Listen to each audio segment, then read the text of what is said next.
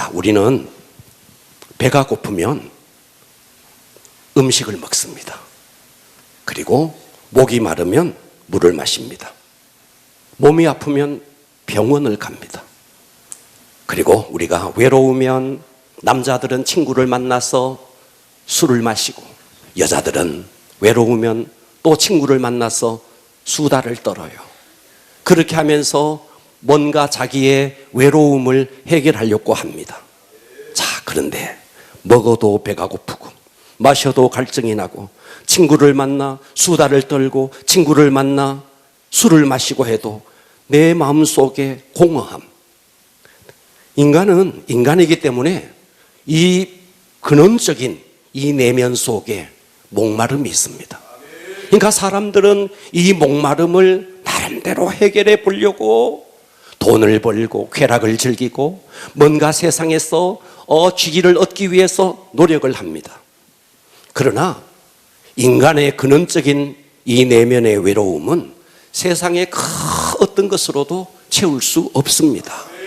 자, 여러분, 이 세상에 모든 사람들이 직장을 다녀요. 왜 다닐까요? 돈을 벌려고.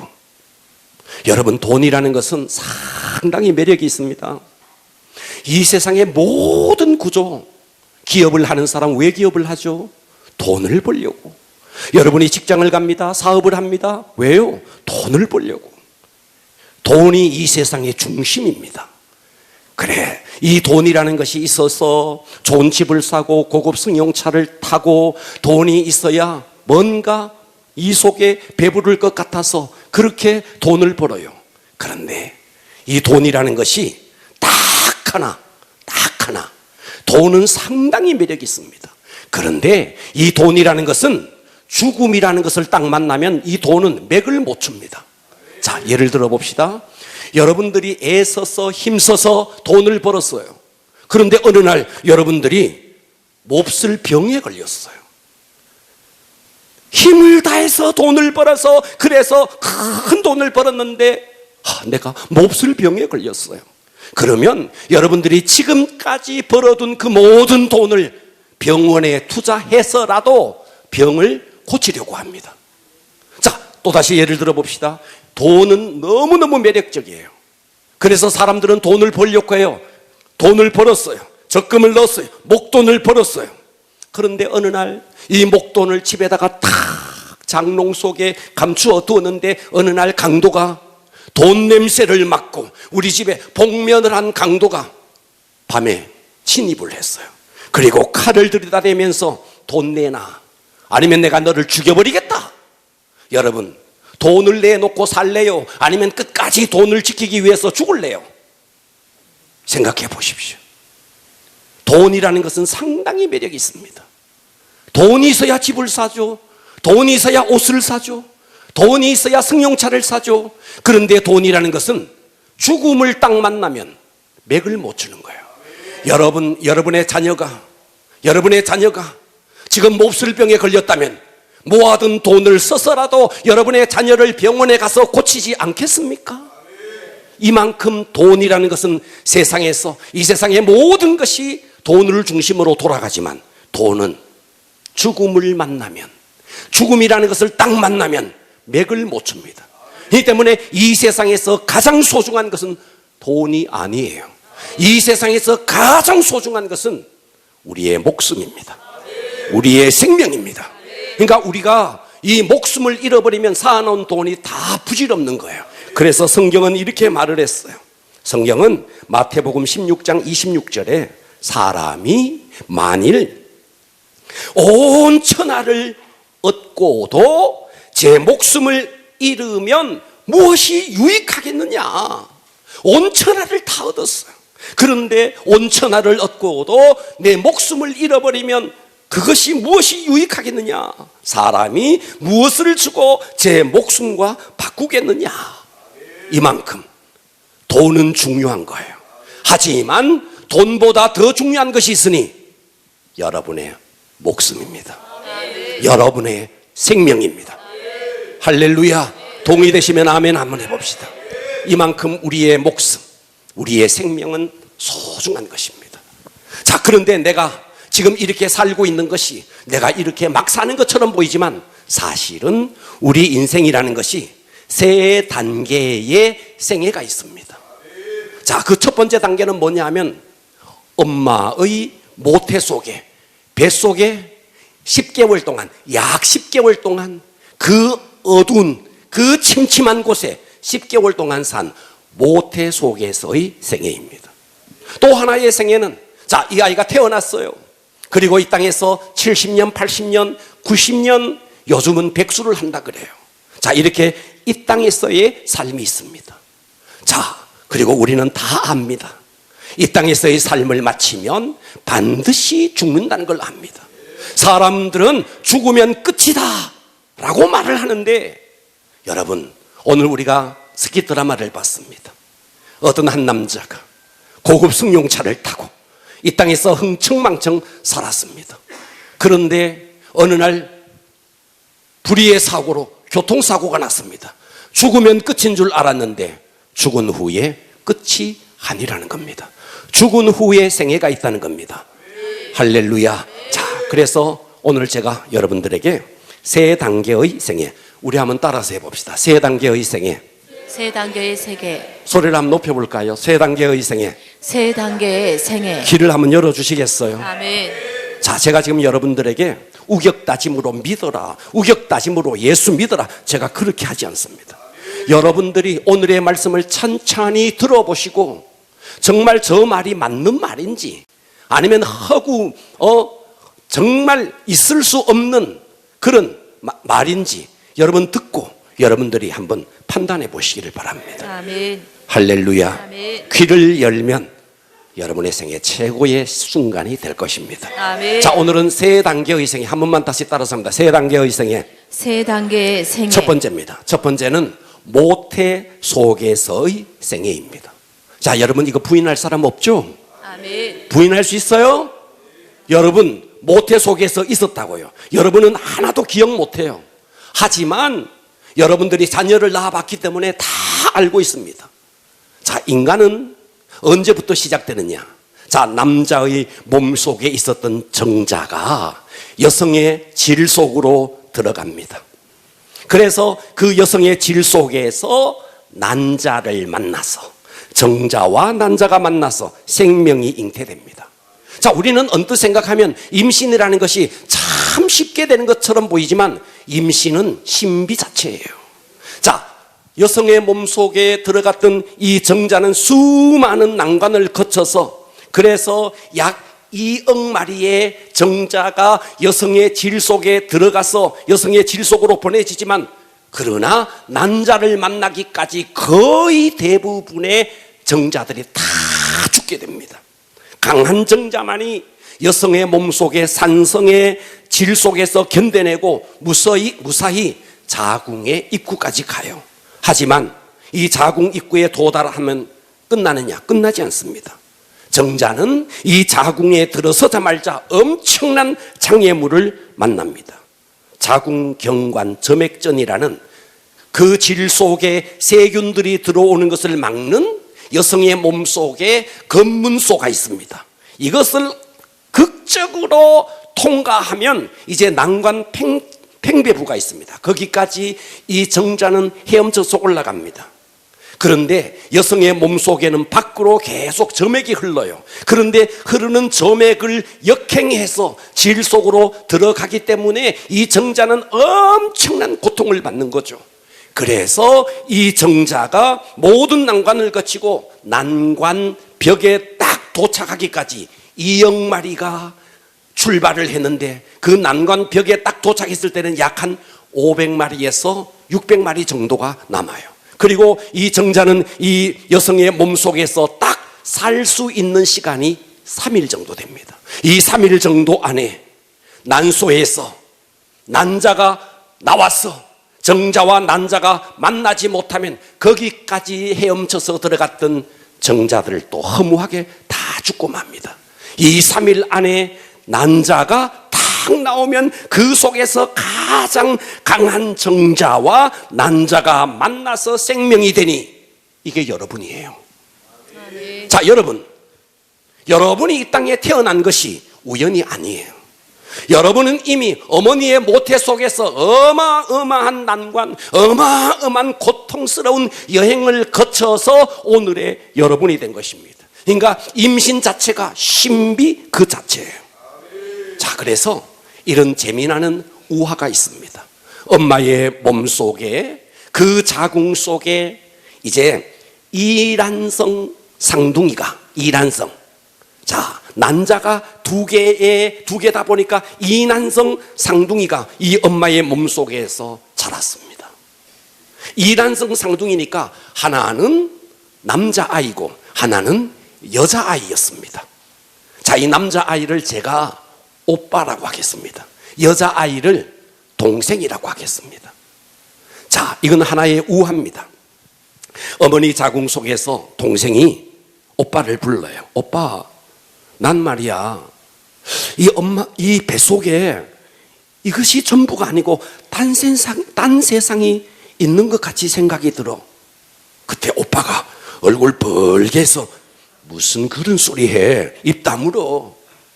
동생이 말합니다. 오빠, 아무래도 여기보다 훨씬 더 넓은 세상이 있을 것 같아. 무슨 소리? 우리는 탯줄만 잡고 있으면 돼. 탯줄을 통해서 먹을 것도 주고 탯줄을 통해서 공기도 주는데 탯줄만 붙들고 있으면 돼. 뭔 그런 말 같지 않는 소리 해. 탯줄만 붙들어, 탯줄만. 탯줄만 붙들면 우리에게 모든 것이 제공된다고. 동생이 기가 죽어 있다가, 오빠, 그런데 엄마가 계시는 것 같아. 오빠는 어이없는 투로 말합니다. 이제 그딴 소리 하려면 날 괴롭히지 마. 너 엄마 봤어? 엄마 봤어? 나 못 봤는데. 보이지 않는 건 없는 거야. 보이지 않는 건. 우리는 그냥 탯줄만 붙들고 있으면 돼. 자, 그러다가 이 동생이 기가 푹 죽어 있다가, 오빠, 가끔씩 말이야, 꽉꽉 조여오는 느낌, 오빠 느껴 못 느껴? 그건 느껴. 꽉꽉 조여오는 느낌이 있는데 아무리 생각해도 여기가 다가 아닌 것 같아. 더 넓고 더 큰 세상이 있을 것 같아. 그딴 소리 하지만 멍청이 같으니라고. 자, 여러분, 이건 하나의 우화입니다. 여러분, 우리들 중에 이 오빠 같은 자가 얼마나 많은지 알아요? 이 오빠 같은 자가, 여러분, 오빠 말이 맞아요? 동생 말이 맞아요? 말을 해봐봐요. 동생 말이 맞죠? 그런데 어느 날 때가 찬 시점에 이 아이가 딱 태어나니 드디어 이 땅에 생명이 이 땅에 나온 거예요. 모태 속에 있는 아이는 엄마 뱃속에서 나오면 죽는 줄 알고 나오지 않으려고요. 거기가 뭐가 좋다고. 거기에 무슨 축구를 할 수 있나요? 탁구를 할 수 있나요? 수박을 먹을 수가 있나요? 아이스크림을 먹을 수 있나요? 그러니까 엄마 뱃속에서 안 나오려고 하고 엄마는 내보내려고 하고, 그러니까 의사가 막 집어서내요. 그래서 이 속에 있는 아이는 안 나오려고 하고 엄마는 내보내려고 하는 것이 상고입니다. 상고. 할렐루야. 그게 상고라고요. 나오면 죽는 줄 알지만, 여러분, 나오니까 죽었나요? 아빠가 까꿍, 엄마가 까꿍, 할머니, 할아버지가 어이구 내 강아지, 내 새끼. 하늘에는 뭉게구름이 떠다니고 햇빛이 내리쬐고, 할렐루야. 땅에는 꽃이 피고 온갖 식물들이 자라고 이와 같은 광명한 세상이 있다는 것. 뱃속에 있을 때는 몰랐어요. 뱃속에 있을 때는 거기가 전부인 줄 알았어요. 그런데 전부인 줄 알고 태어나 보니까 전부이든가요? 이처럼 광명한 세상이 있는 것을.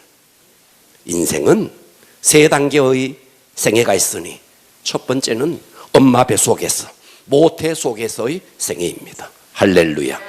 두 번째 생애입니다. 세 단계의 생애 중에 두 번째 생애는 여러분과 제가 이 땅에 살고 있는 이 땅에서의 생애입니다. 자, 생각해 보십시오. 정자와 난자가 극적으로 그 엄청난 난관을 뚫고 만나서 생명이 되어서 뱃속에서 10개월, 그리고 때가 찬 어느 시점에 이 아이가 태어났습니다. 그렇게 천신만고 끝에 태어난 사람이라면 이 땅에서 행복하게 살아야 되잖아요. 이 땅에서 정말 멋지게 살아야 되잖아요. 그러면 여러분 자신에게 물어봅니다. 여러분, 그렇게 생명이 잉태되는 그 자체가 신비인데 그렇게 태어난 여러분은 지금까지 살아온 여러분의 생애를 돌아보니 행복하던가요? 여러분 자신을 한번 돌아보십시오. 그토록 직장을 다니고 그토록 사업을 하고 그렇게 돈을 벌고 행복을 위해서, 쾌락을 위해서 이 땅에서 뭔가 한번 도전해서 뭔가 한번 되어보려고 그렇게 열심히 살아왔는데, 더 많이 갖기 위해서, 더 높은 곳에 오르기 위해서 처음에는 좀 괜찮은 듯 보였습니다. 그러나 여러분 자신을 한번 돌아보십시오. 여러분의 인생이 정말 여러분이 생각하는 만큼 여러분의 인생은 만족하던가요? 우리 인생은 부족함 투성입니다. 아멘. 정말 부족함 투성이가 우리 인생입니다. 왜 그런지 아십니까? 예수님께서는 이 땅에 우리 인생을 이렇게 진단했습니다. 누가복음 4장 18절에 보면 주의 성령이 내게 임하셨으니 가난한 자, 이 땅에는 가난한 자가 너무 넘치고 있습니다. 가난한 자에게 복음을 전하게 하시고 내게 기름을 부으시고 나를 보내서 포로된 자, 이 땅에는 다 포로가 되어 있습니다. 그리고 눈먼 자, 이 땅에는 다 영적으로 눈이 멀어 있습니다. 그리고 눌린 자, 영적으로 다 눌려 있다는 겁니다. 그러니까 예수님이 이 땅을 진단했을 때 이 땅의 모든 사람들은 영적으로 거지 상태, 영적으로 고아 상태, 참 경배의 대상을 알지 못하고 나름대로 경배의 대상을 찾는데 다 그것은 헛될 뿐입니다. 그래서 시편 115편 4절은 이렇게 말했어요. 그들의 우상은, 사람들이 우상을 섬겨요. 나름대로의 우상을 섬겨요. 그 우상들은 은과 금이요, 사람이 손으로 만든 것이라. 우상이 있어 입이 있지만 입이 있어도 말하지 못하며, 눈이 있어도 보지 못하며, 귀가 있어도 듣지 못하며, 코가 있어도 냄새 맡지 못하며, 손이 있어도 만지지 못하며, 발이 있어도 걷지 못하며, 목구멍이 있어도 작은 소리조차 내지 못하느니라. 우상을 만드는 자들과 그것을 의지하는 자들이 다 그와 같으리라. 여러분들이 지금까지 경배했던 그 우상이 눈이 있는 들 볼 수 있습니까? 귀가 있는 들 들을 수 있습니까? 목구멍으로 작은 목소리 하나 낼 수 있었습니까? 그러니까 사람들은 나름대로 이 땅에서 두렵고 이 땅에서 뭔가 행복과 성공을 위해서 달려가기 위해서 우상을 섬기지만, 성경은 말합니다. 우상을 만드는 자들과 그것을 의지하는 자들이 다 그와 같다는 것입니다. 그러니까 이 땅의 모든 사람들이 영적으로 포로 상태가 되어 있는 겁니다. 베드로후서 2장 19절은 누구든지 진자는, 자, 죄를 안 지어야 되는데 죄를 짓게 하는 자가 죄를 지었어요. 그래서 여러분들이 지금까지 살아오면서 나는 단 한 번도 죄를 진 적이 없다 그러면 여러분은 자유자입니다. 나는 어머니 뱃속에서 태어나서 지금까지 단 한 번도 죄를 진 적이 없다, 여러분은 정말 해방자요, 자유자입니다. 그러나 우리는 그럴 수 없어요. 우리 인간은 연약해서 죄를 지을 수밖에 없는 존재예요. 그래서 진자는 이긴 자의 종이 되리라. 그래서 히브리서 2장 15절은 이렇게 말했어요. 죽기를 무서워함으로, 죄를 지었기 때문에 그 죄의 결국이 사망, 그 죄의 결국이 죽음이기 때문에 죽기를 무서워하는 겁니다. 그래서 한평생 매여 종노릇한다. 그래서 하나님을 떠난 모든 인생은 평생 종노릇하는 겁니다. 이사를 가도 무당 앞에 가서 물어봐야 돼요. 이사를 가서 뭣도 하나 제대로 못 받아요. 결혼식을 하는데 무당에게 가서 나를 받아서 결혼을 해요. 이 세상의 모든 사람들이 자유자처럼 보이지만 사실은 자유자가 아닌 거예요. 영적으로 다 눌려있고 영적으로 포로가 되어 있는 겁니다.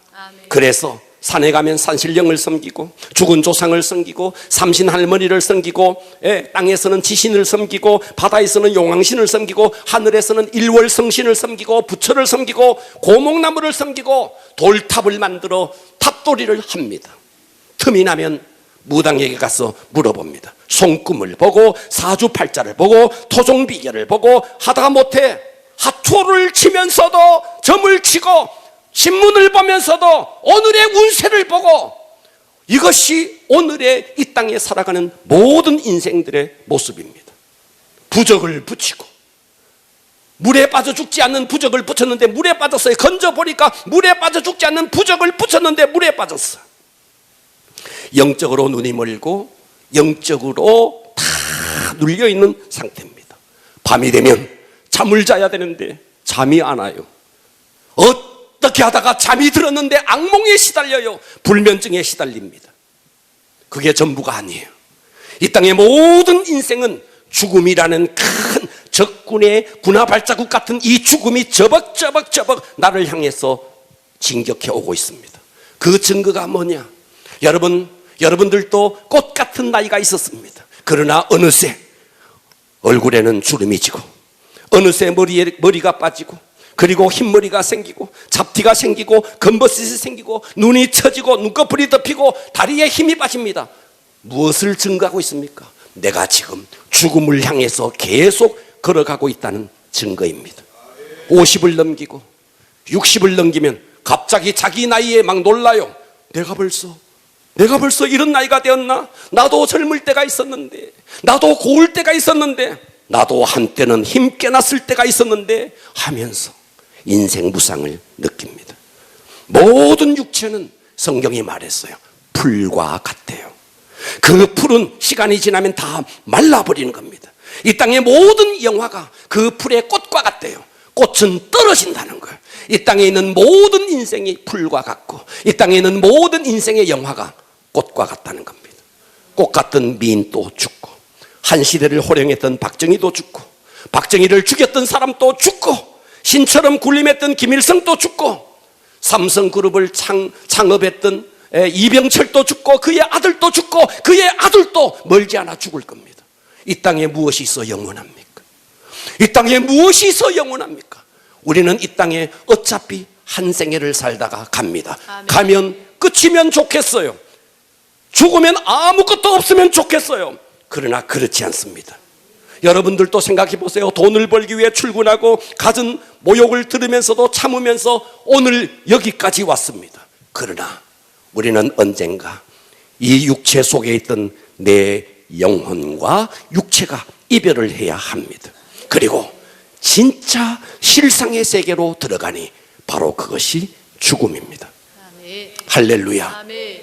아이가 뱃속에서 나오면 죽는 줄 알지만 죽어보니까 끝이 아니고 이런 광명한 세상이 있듯이, 태어나 보니까 끝인 줄 알았더니 이런 광명한 세상이 있듯이, 오늘 저와 여러분이 지금 이렇게 살아가지만 죽으면 끝인 줄 알지만 죽으면 끝이 아닙니다. 아멘. 또 다른 죽음 후의 생애가 있습니다. 아멘. 할렐루야. 인생이 무엇입니까? 어디서 왔어? 내가 왜 살며 내가 어디로 가는지 알지도 못하고 대책도 없고 일만 하고 돈만 벌다가 쭈글쭈글한 몰골만 남기고 죽음 앞에 덩그러니 서야 하니, 이것이 불쌍한 우리의 모습입니다. 사람들은 모두 죽음 1분 전, 아니면 죽음 1시간 전, 아니면 죽음 1분 하루 전, 아니면 일주일 전, 한 달 전, 10년 전, 여러분은 다 죽음 몇 년 전을 살 뿐입니다. 반드시 이 땅의 모든 사람들은 죽음을 경험합니다. 아멘. 그러면 죽음이 끝이냐? 결코 끝이 아닙니다. 순서도 없습니다. 예고도 없습니다. 잘나도 죽고, 권세가 있어도 죽고, 돈 많아도 죽습니다. 그리고 죽을 때는 아무것도 가져가지 못합니다. 그리고 그 죽음을 아무도 대신할 수 없습니다. 공자가 말했습니다. 공자의 제자 계로가, 스승님, 죽음이 무엇입니까? 공자가 말했습니다. 계로에게, 너는 삶을 아느냐? 삶을 알지 못합니다. 삶도 알지 못하면서 죽음을 알려고 하느냐? 죽음은 모르는 것이니라. 여러분, 이 동양 철학의 근간을 세웠던 공자도 죽음 후의 세계를 모른대요. 그런데 성경은 죽음에 대해서 정확하게 말합니다. 히브리서 9장 27절은 이렇게 말했어요. 오늘의 본문입니다. 한 번 죽는 것은 사람에게 정하신 것이요. 아멘. 여러분, 이거 부인할 수 있겠어요? 한 번 죽는 것은 모든 사람에게 정하신 것이요. 이거 부인할 수 있겠어요? 아무도 부인할 수 없습니다. 그러면 그 후에는 끝이 아니라는 거예요. 그 후에는 심판이 있다는 것입니다. 그래서 죽음은 두 가지의 죽음이 있어요. 첫 번째는 육체의 죽음입니다. 육체의 죽음이라는 것은 육체 속에 있던 영혼이 육체를 빠져나오는 거예요. 그래서 이 육체는 흙에서 왔으니 흙으로 돌아가는 거예요. 그래서 우리는 할아버지 돌아가셨다, 할머니 돌아가셨다, 어디로? 흙으로 돌아가셨다. 그러나 우리의 본존재인 우리의 영혼은 없어지거나 사라지는 것이 아닙니다. 원래 이 영혼이 하나님께로 왔는데 이 땅에 육체 속에 있는 영혼이 육체 속에 있을 때 하나님을 만나면 그는 하나님을 만납니다. 그러나 육체를 떠난 영혼이 이 땅에서 육체로 있을 때에, 지금처럼 이 세상에 살 때에 우리가 예수를 만났느냐, 예수를 만나지 못했느냐에 따라서 죽음 후의 세계는 완전히 달라집니다. 완전히 달라집니다. 심판을 받고 심판 후에 가는 곳이 있습니다. 계시록 20장 14절은 이렇게 말했어요. 사망과 음부도 불못에 던져지니. 이것은 둘째 사망, 육체와 영혼이 분리되는 것이 첫째 사망이고, 육체에서 빠져나온 영혼이 불못, 지옥, 불못에 던져진다. 누구든지 예수를 믿는 자는 생명책에 기록되지만 누구든지 생명책에 기록되지 못하는 자는 불못, 지옥에 던져지느니라. 그러니까 둘째 사망은 없어지거나 사라지는 것이 아닙니다. 육체를 빠져나온 영혼이 영원한 불못, 영원한 지옥에서 영원토록 고통당하는 그것이 죽음 후의 생애입니다. 알고 죽든 모르고 죽든 여러분 속에 죄의 문제가 해결되지 아니하면 우리는 모두가 여기를 가야 합니다. 그래서 사람들은 이 땅에 살면서 두려워요. 죽음에 대한 두려움이 있어요. 왜 죽음이 두려우냐? 죽음 후의 세상에 대해서 모르기 때문에 죽음이 두려운 거예요. 그래서 사람들은 나름대로 신을 섬겨요. 나름대로 좋은 곳을 가기 위해서 이런저런 종교를 만들어서 섬겨요. 그래서 죽으면 좋은 곳에 가겠지 막연하게 생각합니다. 그러나 그럴 수는 없습니다. 한 번 죽는 것은 사람에게 정하신 것이고, 그 후에는 불못이 있으니 바로 그것이 지옥입니다. 왜 그런다? 왜 그러냐? 자, 로마서 3장 23절은 이렇게 말했어요. 모든 사람이 죄를 범하였음에. 여러분들이 지금까지 나는 단 한 번도 죄를 진 적이 없다 하면 자유자입니다. 그러나 이 땅에 있는 모든 인생은 그럴 수가 없습니다. 모든 사람이 죄를 범하였음에 하나님의 영광에 이르지 못하니, 하나님의 영광에 이르지 못하니 지옥인 것입니다. 그래서 로마서 6장 23절은 죄의 삭은 사망, 죄의 삭은 끝이 아니고 사망, 죽으면 망한다라는 말입니다. 똑똑해도 예뻐도 천상천하의 모든 것을, 권력을 다 가져도 내 속에 있는 이 죄의 문제가 해결되지 아니하면 가야 하는 곳이 있으니 이곳이 불못입니다. 우리는 좀 전에 스키 드라마를 봤어요. 승용차를 타고 그렇게 흥청망청 살았던 한 남자, 죽음 후가 끝이라면 우리는 참 좋겠어요. 그러나 저승사자가 옵니다. 저승사자가 와서 이 죄의 문제를 해결하지 못한 이 영혼을 끌고 가는 곳이 있으니 바로 그것이 지옥입니다. 할렐루야. 아멘. 자, 그렇다면 결론입니다. 마지막으로 영원한 생명을 얻는 길이 있을까요? Of course. 영원한 생명을 얻는 길이 있습니다. 요한복음 3장 16절은 이렇게 말했습니다. 하나님이 이 세상이 여러분을 말하는 거예요. 여러분을 이처럼 사랑하사 독생자 예수 그리스도를 주셨으니 이는 그 독생자 예수를 믿는 자마다 멸망하지 않고 지옥에 떨어지지 않고 영생을 얻게 하려 하심이라. 자, 우리 스키 드라마 속에 또 다른 한 사람이 있었습니다. 이 친구는 예수를 믿은 사람으로 보입니다. 똑같이 죽었는데 이 사람에게는 천사가 왔습니다. 예수를 믿었기 때문에 천사가 왔습니다.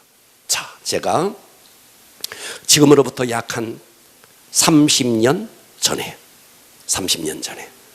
저를 굉장히, 저는 목회를 하는 목사인데도 저를 핍박하는 한 친구가 있었습니다. 날이면 날마다 핍박을 했어요. 그 친구가 어느 날 너무너무 갑작스럽게 저에게 전화가 왔어요. 친구야, 큰일 났다. 왜? 우리 아버지 돌아가시는데, 야, 큰일 났다. 너 우리 집에 좀 와줄 수 있니? 그래서 차를 몰고 부랴부랴 그 친구 집으로 갔습니다. 만촌동이었습니다. 아파트 3층이었어요. 그래서 그 집에 딱 들어가니까 아버지가 이제 임종을 맞이하고 있었습니다. 이제 죽기 직전에, 여러분, 사람은 죽기 직전에 그 속에 있는 영혼이 들락날락합니다. 그렇기 때문에 영의 세계가 보이는 거예요. 이 아버지가 이제 임종을 곧 앞두고 있는데 저기에 시커먼 그런 귀신들이 와 있다는 거예요. 그래서 놀라가지고, 예, 저기 왔다. 그런데 제 친구는 아무리 봐도 안 보이는 거예요. 아버지, 뭐가 보여요? 아무것도 없는데. 그 순간 제 친구가 온몸에 소름이 돋더래요. 머리털이라는 머리털은 다 서더래요. 그제서야 그토록 핍박했던 저에게 전화를 했어요. 친구야, 우리 집에 좀 와줘. 갔어요. 차를 몰고 급하게 갔어요. 갔더니 이 아버지가 지금 임종을 맞으면서 정말 얼음판에 미끄러진 소같이 해가지고 말이죠, 눈을 휘둥그렇게 해가지고 왔다는 거예요. 저기 왔다는 거예요. 제가 그 아버지의 머리 위에 손을 얹고 기도했습니다. 주님, 이 영혼을 불쌍히 여겨주십시오. 이 영혼이 지금 임종을 맞고 있습니다. 이 속에 있는 죄의 문제가 해결되어야 됩니다. 이 죄를 위해서 독생자 예수 그리스도께서 십자가에서 피를 흘렸습니다. 이 아들이 예수를 마음속에 영접하게 해주세요. 그 마지막 순간에 그 아버지를 위해서 기도했습니다. 그리고 저에게도 영의 눈이 확 떠여졌습니다. 시커멓게 있던 저승사자들, 일명 저승사자들, 악한 영들이 예수를 영접하는 순간 천군 천사가 하늘로부터 쫙 내려오더니 그 악한 영들을 다 쫓았습니다. 그리고 그 아버지는 임종했습니다. 여러분, 이것은 여러분들에게 지금 제가 사기치는 거 아닙니다. 이건 사실입니다. 여러분들에게 윽박지르는 거 아닙니다. 그래서 성경은 이렇게 말했습니다. 고린도후서 5장 21절에 하나님이 죄를 알지 못하는 이분이 예수예요. 죄를 알지 못하는 이 예수를 우리를 대신하여 십자가에서 우리의 죄를 그 십자가에 삼았다는 거예요. 그래서 우리로 하여금 그 안에서, 예수 안에서 하나님의 의가 되게 하려 하심이라. 내가 지금까지 진 모든 죄가 있지만 하나님께서 우리의 죄를 대신해서 그의 아들을 십자가에서 내 죄를 거기서 갚게 하시고 예수 속에 있는 의를 우리 속에 심어준다는 거예요. 할렐루야. 아멘. 아멘. 아멘. 자, 그래서 우리가 교회를 다닌다는 것, 우리가 그냥 예수를 믿는다는 것이, 종교는 여러 가지가 있는데 그 가운데 하나 종교를 믿나 보다, 쟤들은 그냥 교회를 다니나 보다. 그렇지 않습니다. 예수를 믿느냐, 예수를 믿지 않느냐 하는 것은 여러분의 일생일대의 가장 소중한 일입니다. 아멘. 그래서 사도행전 16장 31절 이렇게 말했습니다. 주 예수를 믿으라. 주 예수를 믿으라. 그리하면 너와 내 집이 구원을 받으리라. 여러분이 구원을 받는다는 겁니다. 그리고 부활하신 예수님은 요한복음 11장 25절 예수께서 이르시되 나는 부활이요, 예수님 자신이 부활이요, 나는 생명이니 나를 예수를 믿는 자는 죽어도 살겠고 무릇 이 땅에서 살아서 나를 믿는 자는 영원히 죽지 아니하리니 이것을 네가 믿느냐? 할렐루야. 아멘. 여러분, 공자 삶도 알지 못하는데 죽음을 어찌 알리요. 불교를 창시했던 석가 영혼도 내세도 부정했습니다. 나는 구원자가 아니다. 어디에 진리가 있는지 나는 찾는 구도자일 뿐이다. 소크라테스. 아테네 청년들을 망친다는 이유로 사형에 처했습니다. 소크라테스는 독약을 한 잔 원샷 했습니다. 원샷을 하면서 옆에 있는 간수와 친구 크리톤에게 독약을 한 잔 마셔서 안 죽을 때는 2잔, 석 잔 이렇게 마시는데 한 잔 마시는데 온몸이 막 굳어오는 것을 보면서 이 독약을 만든 아스클레오피오 그에게 감사하다고 좀 전해주어라. 내가 2잔 마시지 않고 한 잔 마셔서 죽을 수 있으니 감사하다고 좀 전해주어라. 철학자답게 유머스럽게 죽었습니다. 이 땅에 어떤 철학자가 있어서 죽음을 정의할 수 있겠습니까? 구원은 예수 그분이 나의 죄를 해결해 주었다, 이 사실을 마음으로 믿고 입으로 시인할 때 오는 것인데, 만일 하나님께서 우리에게 구원을 받기 위해서 고행을 요구했더라면 여러분은 성철 스님처럼 이쑤시개 하나로 평생을 쑤셔야 되고 옷단 한 벌로 가부좌를 틀고 평생을 그렇게 살아야 했었습니다. 만일 여러분들이 구원받기 위해서 10억을 내라 그랬더라면 10억을 내고 구원받을 사람이 누가 있겠습니까? 그런데 하나님께서는 고행을 요구하지도 아니하시고 돈을 요구하지도 아니하시고 내가 너의 모든 죄를 십자가에서 해결했다, 이것을 믿으라. 이것을 믿는 자는 구원을 받을 것이다. 자, 만삭된 아이가 엄마의 자궁 속에서 너 나갈 거냐 나가지 않을 거냐, 이 아이는 나오지 않으면 그 속에서 죽습니다. 아이는 그동안 이 엄마의 자궁 속에 있는 것이 훨씬 편할지 모릅니다. 여러분이 지금처럼 예수를 믿지 않고 교회를 다니지 않고 지금처럼 하던 일을 계속하면서 사는 것은 여러분에게 더 편할지 모릅니다.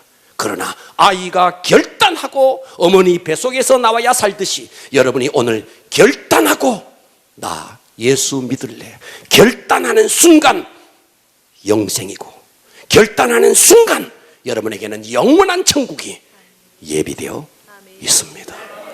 눈을 한번 감아 보시겠습니다. 하나님 아버지,